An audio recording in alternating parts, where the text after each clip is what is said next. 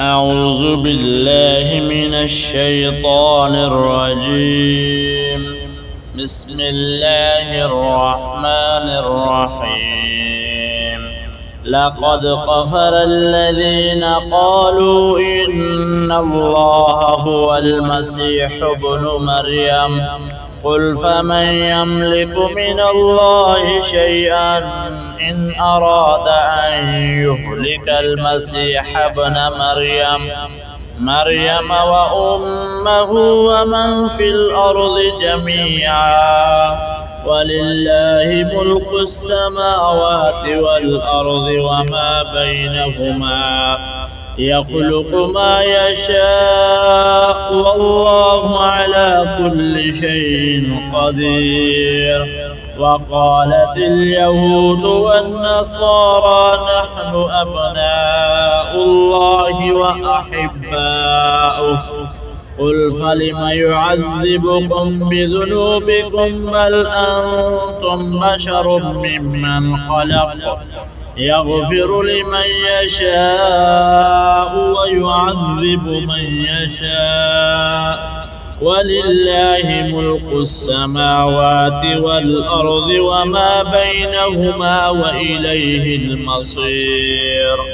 يا أهل الكتاب قد جاءكم رسولنا يبين لكم على فترة من الرسل أن تقولوا ما جاءنا من بشير ولا نذير فقد جاءكم بشير ونذير والله على كل شيء قدير. وإذ قال موسى لقومه يا قوم اذكروا نعمة الله عليكم إذ جعل فيكم أنبياء وجعلكم ملوكا وآتاكم ما لم يؤت أحدا من العالمين.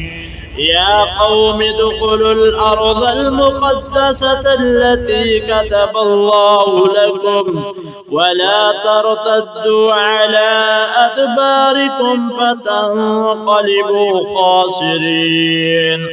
قالوا يا موسى إنا فيها قوما جبارين وإنا لن ندخلها حتى يخرجوا منها فإن يخرجوا منها فإنا داخلون. قال رجلان من الذين يخافون أنعم الله عليهم ادخلوا عليهم الباب فإذا دخلتموه فإنكم غالبون وعلى الله فتوكلوا إن كنتم مؤمنين. قالوا يا موسى إنا لن ندخلها أبدا ما داموا فيها فاذهب أنت وربك فقاتلا إنا هاهنا قاعدون.